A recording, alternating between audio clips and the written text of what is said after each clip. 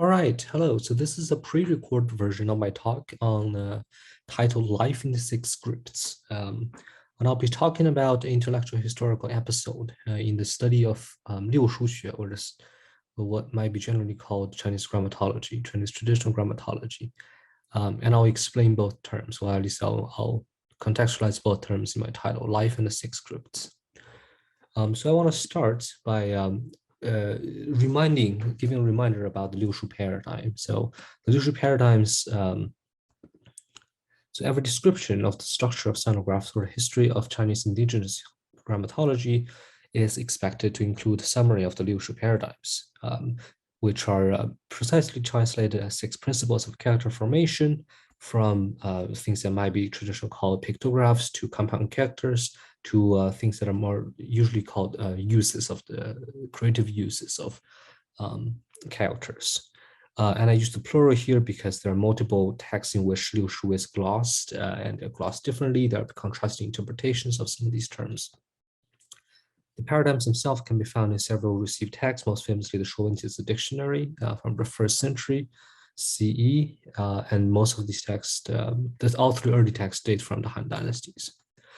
But this way of framing the history of Chinese grammatology by centering the Liu Shu itself was heavily influenced by early modern philological tradition, namely generally developed in the 18th century.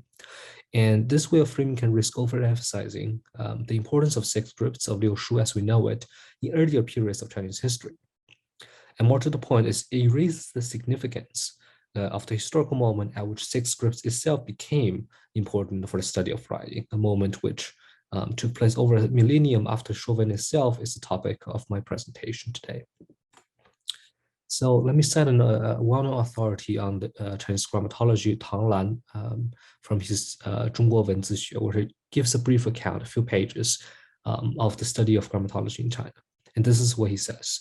Ever since people of the Han Dynasty established the six scripts theory, with the exception of Xu Shen, it was never really used by anyone discussing writing. Zheng Qiao, from the 12th century, was the first to discard the system of graph organization in the Chauvin and use six scripts itself exclusively to study all written characters. It was a great step forward in grammatological research. And on the right, we have one of the first page of Zheng Qiao's big inventory of graphs, where he divided the graphs down to the six big categories. So he says this graph belongs here, this one belongs here, and for each big category, he had smaller subcategories. So for Xiangxing, for basically pictographs, he has things shaped like heavenly celestial bodies, heavenly things, mountains and rivers, and so on. And this is a big chart that Zheng Qiao gives us at the beginning of these his big inventory of characters, where he tells us, okay, here are the six big categories. Here are all the little subcategories. And you can see why a lot of people afterwards took this to be the birth of Liu Shu studies of six script theory, as it was concretely applied to Chinese characters. But I want to focus on a little bit something else in this graph. All these little boxes that connect the big categories to small categories. Right? And I want to focus in particular on a character that shows up in every single one of these boxes. So I don't have time today to tell you how the two interact, namely what are these boxes doing in this diagram, but I do want to explain the importance of this verb, which is, and the importance of this verb is why it is included in all of these boxes. So the verb itself is sheng, and it literally means to give birth to generate, and to be alive. And I want to suggest that it's a very important concept, and one that's often forgotten today in Zheng Qiao's writings on Chinese writing system. So what is sheng and why is it important for grammatology? On a surface level, the graph zi, a very important word, it means character, right? In Zheng Qiao, means compound graph specifically, has a literal meaning. The meaning is often forgotten, but it is very significant for Zheng Qiao and for some other scholars. So from the Chauvin itself, it defines zi as ru, which is a very, well, I can say a lazy way of defining characters, just say, well, it's another character. But zi itself, noted importantly, is filed under the radical zi, which is among other characters related to offspring or new life. What is Ru? Ru is much more detailed. It tells you it is when human and birds give birth to offspring. It's called Ru. For beasts, it's another word that's being used. But that is what Zi means. And this layer of meaning, right? You can start to think about why is this layer of meaning useful for thinking about writing in general. For Zheng Qiao, on the other hand, there's also a different layer of meaning that we observe in one of his shorter commentaries at the end of his big inventory of characters, where he compares his own work to that of Xu Shen, that in the Shuowen. And here he's discussing his earlier work, but the earlier work is kind of, which is lost, is folded into the work that's arrived. So my verified chapter on 6 scripts was based on the Shuowen, where Mr. Xu got right, I follow, where he got wrong, I differed. Mr. Xu is full of fluff, whereas verified chapters has nothing but real meaning. So this real humble guy, what he speaks of are stuck in death, whereas verified chapters receive solely from the living. The meaning of Mr. Xu's writing is based on bamboo inscriptions, but cannot be lifted from those texts. So remember, Xu Shen was written at a time when all those bamboo manuscripts from the Warring States periods were being converted into Han standard texts, right? Hence, I say they're dead. The meaning of verified chapters leave behind the archaic traces of bamboo inscriptions, but can instead fly, walk, run, and move without being stuck in one place. Hence, I say it is alive. So Sheng takes on two distinct meanings, namely the process of birthing and contemporaneity, that have two distinct consequences for Zheng Qiao. On the conceptual level, his reinterpretation of 6 script is founded on a more general theory of generative relation between different graphs that literalizes the Shuowen definition of birth. On the practical level, this general theory answers to living practices of writing, as we'll see later, rather than a normatively circumscribed set of graph forms. So the two layers of meaning, as we'll see, are interconnected. And together they form a countercurrent to how Zheng Qiao has been understood under the lens of traditional 6 script-based grammatology. Now, I'll make more general remarks later, but for now, I want to delve into how we should think about living script practices, because this is very important. And I do this by focusing on Zheng Qiao's other sources, non-sinoglottographic sources, for his formulation of how to think about compound Chinese characters. Right? And his understanding of compound Chinese characters is informed by his knowledge of other writing systems. So let's look at those writing systems. One of those, and one he devotes a lot of time talking about and comparing Chinese writing to, is Sanskrit writing systems, which arrived to China with Buddhism many centuries before his own writing. So as Zheng Qiao understands that Sanskrit writing systems, Fan Shu, is characterized by the possibility of conjoining multiple graphs to create a compound sound. The phrase he used for the kind of lighter stacking in writing systems, such as the Siddha Abhagita, is he, or conjoining. He understood, for example, that to write the syllable dav, it is necessary to conjoin the graph of da with long vowel and the bottom part, which is the part below the horizontal line of the graph of ba.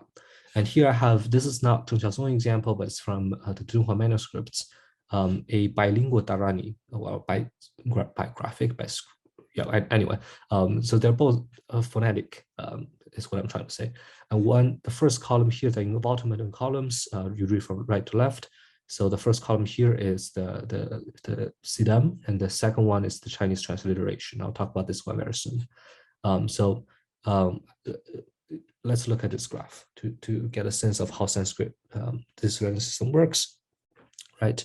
So you have da, you have ba, and then you combine them, you get dav.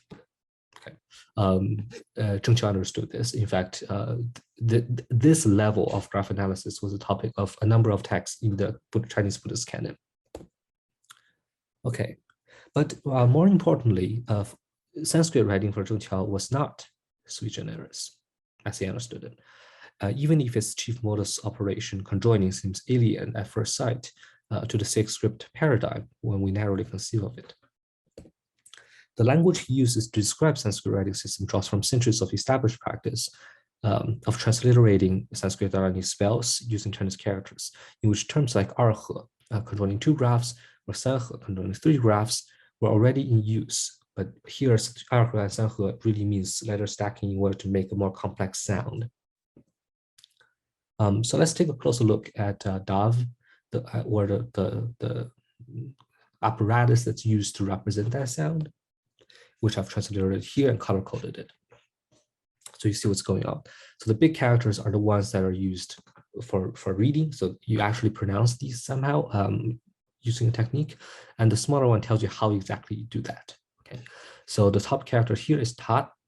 Tat. I used the reconstructed pronunciation. And then the one on the bottom is wak. Erhe, the purple line tells you you should read this as one sound.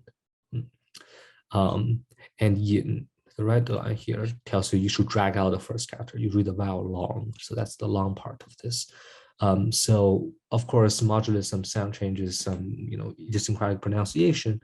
You can kind of see how this is supposed to work, right? But what's important here is, I think for Zheng Qiao, he understood this as a kind of character formation. At least he's using this to compare to Sanskrit character formation, the formation of akshara, and he thinks this comparison has something to tell us about how compound graphs work in general. So by borrowing from Sanskrit writing and this transliteration strategy, the basic concept, 字母, so 字母, in case you didn't see, is the first character in this compound graph. And he used to understand compound graphs. Zheng Qiao had observed a continuum of graphic operations underlying Abugida scripts, sonographic transliteration strategies, and compound sonographs in general. A continuum that cuts through the usual distinctions we make between writing systems due to its consideration of all instead of strictly sonographic uses of sonographs, right? Living practices. Another example of things he's implicitly comparing compound graphs to. Zheng Qiao names qin, or 7-string theater notation, which is itself a great example of non-glottographic standard-form writing system, as the system of writing in China that most closely resembles written Sanskrit in its structure, in its formation principles. So Sanskrit has sounds, in his own words, Sanskrit has sounds conjoined from 2, 3, or even 4 parts, and it has a zi that correspond to them. Such are only seen in qin scores in the realm of Chinese writings. This is because qin ultimately deals with sound, and it's difficult to fully describe a sound with a single zi. Therefore, qin notation involves the conjoining of multiple zi to assemble the multiple components of a sound. So what is he talking about? He's talking about the qin shorthand notation, 简字谱, which describes not the pitch or note value of each note, but the specific left and right hand finger techniques, as well as the specific position of the note on the fingerboard that make up the articulation, the musical articulation. The notation system was likely invented sometime before the 10th century, but the earliest extant score written in it was composed a few decades after Zheng Qiao's text. I have a reproduction of it here. You see in alternate columns, you get the qin score, qin notation, and then the lyrics. And I think this can look a little uncanny if you're used to sonographs, but not used to this music notation system. How does it work? So each component of the graph is synecdoche abbreviation, meaning a part stands for the whole, of the name of a technique. And the part that's representative of the technique used in this composition is usually called 字母 or 字母. Well, otherwise, things in the notation can be numbers indicating location. So if you look at the first graph here, which I've blown up, it has 大指 tells you. So this subcomponent tells you use the thumb of the left hand. 9 here tells you press. So this is stop note. You press on the 9th hui, one of the jade markers. Tells you where on the string you're supposed to press the string. 7, you press the 7th string, and then this little component here, which is really which is really just a stroke, stands for tiao, or the right hand technique, plug outward with the index finger of the right hand. And noticeably, tiao, the thing that's being used to represent it is chosen from the character itself. And this is in fact the case for many of the 字母 of the alphabet, or the repertoire of graphic components used in this notation system, which is why for Zheng Qiao, it's analogous in some way, in important ways, in fact, to Sanskrit writing. Okay, So I focus on one particular kind of generativity in which uh,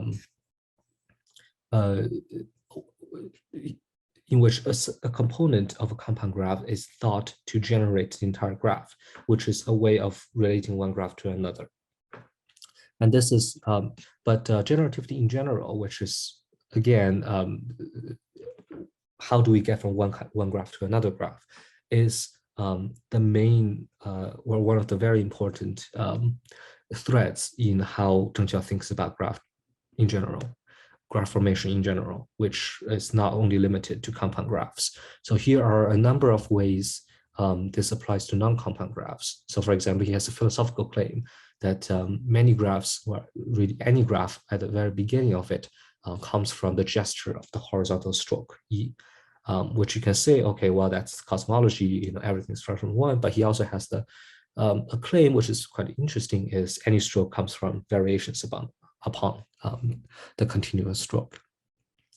But what is philosophically at stake here is he wants to figure out a way of thinking generatively of the whole repertoire of writing graphs.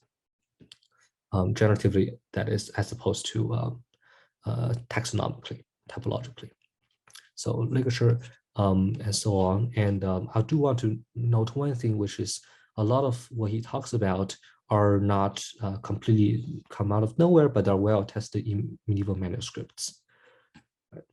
And some of these things are surely things that he would have been aware of living in that manuscript culture. I want to end by providing a kind of brief comparison between the two different currents in Zheng Qiao's grammatology, the six script one and the vitality-oriented one.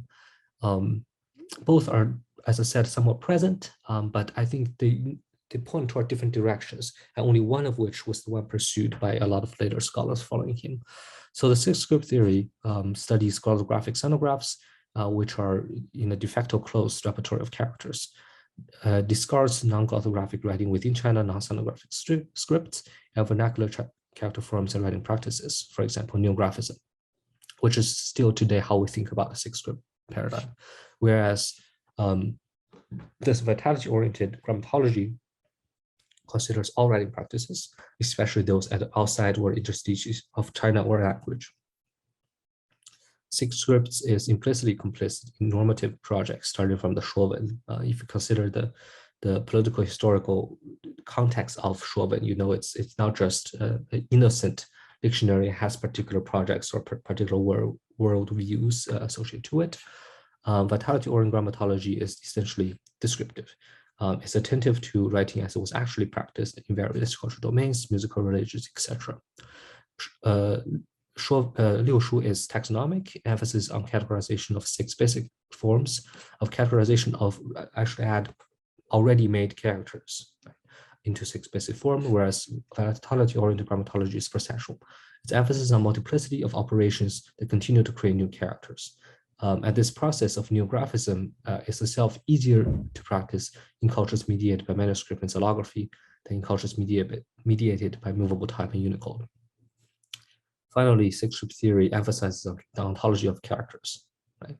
Whereas a vitality-oriented grammatology or Sheng-oriented grammatology foregrounds variation. It considers variation as the primary substance or the primary movement that should be studied by grammatology, and characters are kind of intermediate stops along those variations. So finally, what if we step all the way back, right? What can this tell us about how to think about writing in general, which is a question that everyone needs to answer before they start, analyzing writing. And here, Zheng has something very interesting to say, which I want to share here. If you have a desire to reach the original or standard form of scripts, this is what Zheng has to say about variant forms in preaching orthography. And through those words, we hear distinctive stance on how to think about writing in general. And here he's talking about a lot of the different variation script forms, local dialects in various state orthography, and their elimination, standardization of writing was still, I think, considered a marker, a significant achievement associated with the creation of China as a uniformed political entity. And here he says, behold the various graphs of each nation. We see that at the time of 3 dynasties, the writing of each nation had their similarities, but also the differences. They were each content with what was habitual for themselves, and did not rigidify territorialized writing to enforce homogeneity. The Qin regime was ignorant and wanted to forcibly make the preferences of all under heaven follow its own preferences, to change the hearts of all under heaven to do the same, to be the same as its own heart, and to alter the face of everyone under heaven to be the same as its own face. So the political stakes of a variance-based grammatology. He could well have been talking about Xu Shen. Right? And here's the synthesis, I think, between two meanings of Sheng as living writing, as generative relation between graphs. A vitality-oriented grammatology is not just the new that rejects Groban's old, as we saw in the earlier excerpt, but also a better way of thinking about what writing has always been.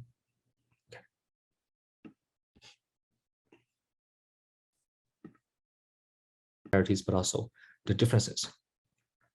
They were each content with what was habitual for themselves, and did not rigidify territorialized writing to enforce homogeneity.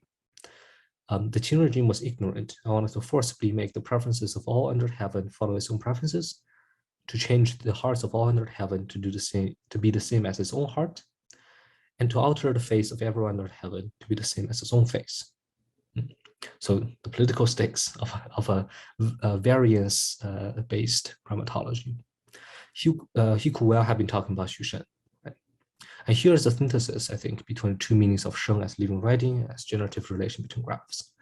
A vitality-oriented grammatology is not just the new that rejects Groban's old, as we saw in the earlier excerpt, but also a better way of thinking about what writing has always been.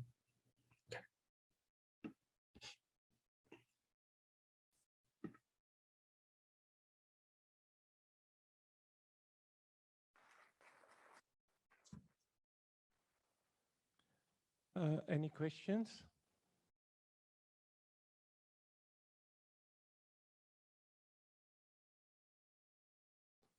Any online questions? Cornelia. Actually, Janis, this is not a question. I was just thinking that maybe Xu Shen should not be accused of what he has just been accused, but those that have read his writing and made something of it that may not have been quite what Xu Shen's intention was in the first place should be accused of this endeavor to reach homogeneity and stuff. So this is just a stupid remark. I think David Uher could say more to this effect, and so I'm just going to shut up. Thank you. Yes, I agree. It's a domain of active research. What kind of happened? For me, the key reference here is an article by Imre Galambos, who talks about the myth of the Qin writing reform, and through the use of some archaeological sources, determined that the writing reform or the unification of writing took place much later than we usually think it did. And to a certain extent, Xu Shen was talking about what he wished had happened rather than what was actually happening. But I agree. It's when we talk about early Chinese sources where there are the intentions, there's a lot of variables involved. So the note of caution is well taken.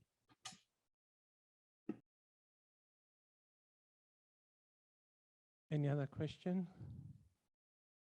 No. Well, thank you very much, Elvin. And we move. Dennis Terry Joyce had a question in the chat room. Did you see that? Cornelia? Did you see Terry Joyce's question? If there's time, I did send a question. Yes. Yes, please. Yes. So actually, it's more of a clarification question.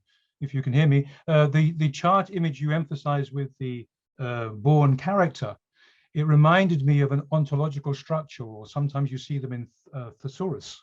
And I wondered whether that was a relevant way of thinking about what that chart was representing, or when you talked about the middle section, it reminded me of the Chinese rhyme dictionary. Is that any relevance to how those emerged? Absolutely. But can you clarify what thesaurus Well, an from ontological which period? Well, so the first part was an ontological representation of the ideas underlying the creation. That structure I have seen very similar in some Japanese thesauri on online dictionary references, and it just looked like that. I just wondered if that was a categorization of categories, or was it really a basis that gave rise to the rhyming dictionaries? So clarification only, really. Right. So the very same book from which I draw all of these. So Zheng Qiao's remarks on language come in two big blocks, and I focus on the first block, which has to do with character form. The second block is one of the first rhyming dictionaries there is in China. So he most certainly have that mode of knowledge organization in mind. I am not completely sure that big diagram at the beginning is necessarily, because he also has his own diagram for the rhyming dictionaries. Okay. But he does mark one of the early examples of people who systematically use this kind of diagrams for all sorts of knowledge organization. And not just when words are included. But I think to some extent you can see predecessors of this practice again in Buddhist texts, where people have very good reason to diagram their knowledge. I think for Zen Buddhists, this was especially the case. Okay, so relevant. Okay, thank you. I was just wondering, you mentioned vitality, and so there's somehow a biological metaphor. So I was wondering if you know the works of Chu on genetic engineering of Chinese characters, who considers components as like genes. I do not. That sounds very interesting. Okay, I will send you the reference. Yes, please do. Okay, so thank you very much. No other question? Yes.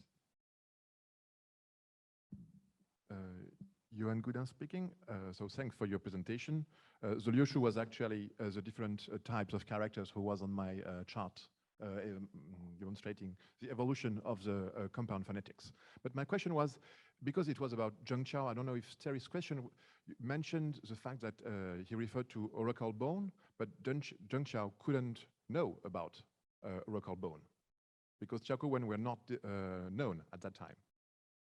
Is that it? Yeah, so the Song period was the beginning of the very long history of archaeological discoveries. And I personally do not know to what extent Zheng Qiao himself knew, although he wrote about excavated texts, but I don't know, he doesn't give examples of them. I included it because first, it's a good point of reference for us to see that he's not just making up the examples, but also in medieval manuscript culture, you do see similar practices. So there's more in common between. So when you look at kind of the dirty reality of writing on the ground, where people are just making up character form as they go, there's more continuity than one might expect. I think. Does that make sense? Yes. Thank you, Elvin.